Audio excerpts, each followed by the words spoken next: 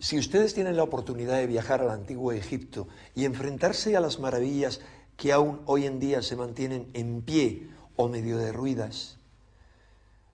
se encontrarán frente a toda una serie de enigmas que solo si tienen la información necesaria podrán contemplar. Son enigmas de los que no les van a hablar los guías, de los que tampoco encontrarán información en las guías turísticas, de los que no les hablarán los arqueólogos y no encontrarán referencia en los libros de egiptología, pero que sin embargo están ahí.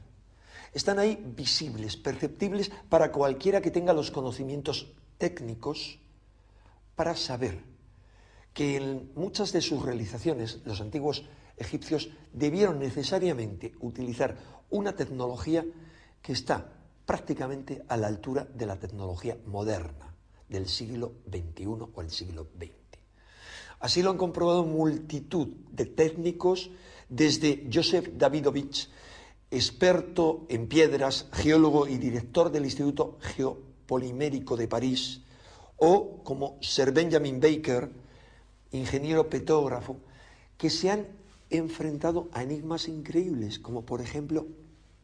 ¿qué técnica utilizaron para moldear las piedras? Porque parece que las moldearon, como descubrió el famoso experto Davidovich.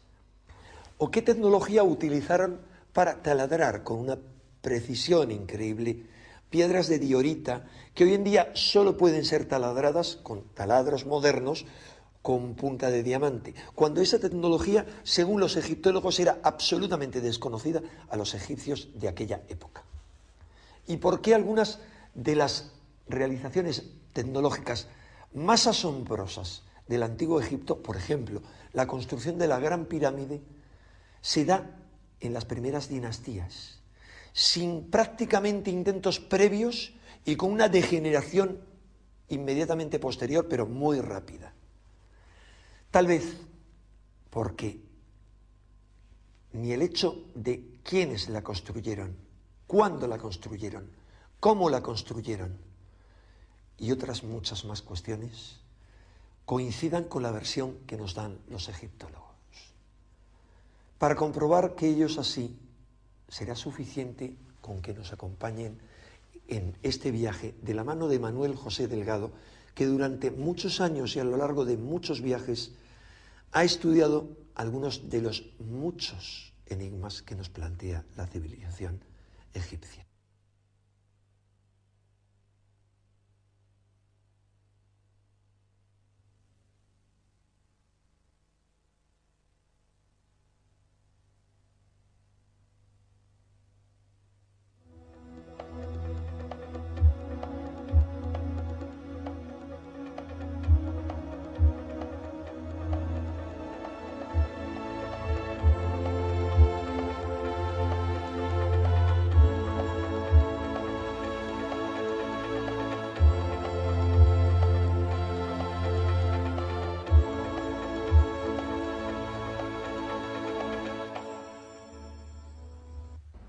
Desde hace ya muchísimos años venimos recorriendo Egipto para intentar introducirnos en todos sus misterios. En el siguiente trabajo de investigación podrán comprobar la gran cantidad de datos expuestos, toda la documentación que manejamos. Son muchísimos números que hablan de medidas, de ángulos, de proporciones.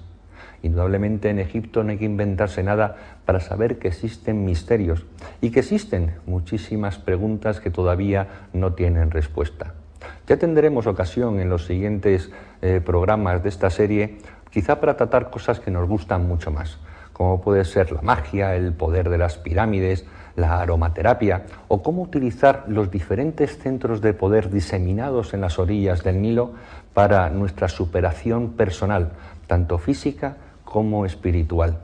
Pero ahora tenemos que seguir con este programa. Es un programa denso, que en alguna ocasión a algunos de ustedes les va a resultar pesado, pero indudablemente tiene que estar ahí, sobre todo para todos aquellos que indican que los que estudiamos los misterios de Egipto nos inventamos cosas.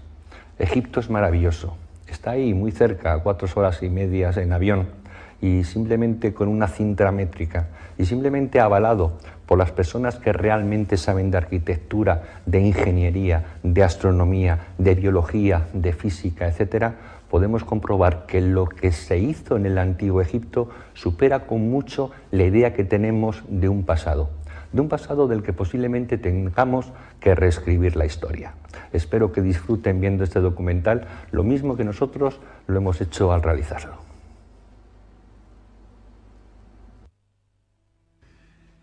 Cuando Champollion descifra la piedra Rosetta elaborando su primer diccionario de jeroglífico,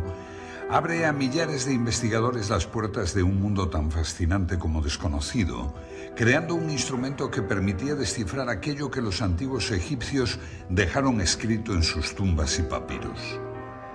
mostrando unos conocimientos científicos que resultan asombrosos para su altísimo nivel y cuyos orígenes parecen perderse en la noche de los tiempos, abriendo la incógnita de cómo una civilización puede saltar del neolítico a esos niveles de genialidad y después ir perdiendo paulatinamente su esplendor y sus saberes. La historiografía oficial nos ofrece una imagen global de una civilización fascinante, ignorando determinadas pruebas arqueológicas capaces de romper cualquier esquema establecido, ya que del mismo modo que si podemos hablar de una evolución cultural lineal a lo largo de las 31 dinastías del Egipto faraónico, no podemos decir lo mismo de su evolución tecnológica, que nos muestra unos espectaculares avances en un periodo determinado y una posterior involución de la que no nos hablan los libros de historia. La meseta de Giza es el mayor testimonio de estos problemas arqueológicos, y en especial la Gran Pirámide. No existe ninguna inscripción que explique sus misterios, ninguna pista válida que confirme su datación en el tiempo. Simplemente 3 millones de bloques de piedra, 7 millones de toneladas erigidos como homenaje a la mística, a la ciencia o a la locura. Los viajeros de la antigüedad ya manifestaron su asombro ante la ausencia total de una tecnología que justificase la construcción de las pirámides. La arqueología ha tratado de dar respuesta a los cómo y los porqués de tan magna construcción, careciendo de la base suficiente en campos tan importantes como la física, las matemáticas o la geometría. Desde que en el siglo XIX se descubrieran las relaciones de la Gran Pirámide con los números pi y phi, se inició una frenética carrera hacia la interpretación de sus medidas, dando como resultado las más insólitas interpretaciones. En pulgadas, en yardas, en metros, en litros o en varas, las mediciones, muchas veces sometidas a tortura, conducían a la explicación de todo, del presente, del pasado y del futuro, no faltando quien achacaba a errores de construcción los datos que fallaban en su teoría. O incluso otros no dudaron en limar algunas aristas para que sus elucubraciones fuesen refrendadas con mayor precisión. Fue a finales del siglo pasado cuando llegó a Egipto Sir William Matthews Flinders, Petrie, con un sofisticado equipo de medición que incluía teodolitos de alta precisión, niveles ópticos, calibres micrométricos con vernier, goniómetros adaptados a ángulos, catetómetros, anteojos de autocolimación, cintas de Invar, termómetros de Beckman, etc. Sus mediciones, las más exactas realizadas hasta ahora, corroboradas años más tarde por los profesores Bokar, Cole y Pochan, han conseguido que puedan elaborarse unas conclusiones ceñidas al más puro rigor académico y que van a abrirnos un nuevo horizonte de investigación para hallar las soluciones a los problemas planteados por aquellos arquitectos. Lo que hace a una disciplina más o menos científica es la medida en que se establezca una preeminencia de los hechos sobre las teorías. Un mismo hecho puede en arqueología tener una fundamental gravitación o ser un detalle omisible de acuerdo a la teoría que barajemos en ese momento. La dificultad se traduce pues en el problema de la evidencia, que en arqueología no tiene el valor que puede lograr en las ciencias exactas o experimentales. Para Petrie, sin embargo, la prueba arqueológica tiene el mismo grado de certeza que la prueba judicial. La historiografía ha considerado que la ausencia de referencias explícitas a una tecnología y una ciencia superior es una evidencia de que no existieron. Hay que tener en cuenta que la primera rueda aparece en la 12ª dinastía.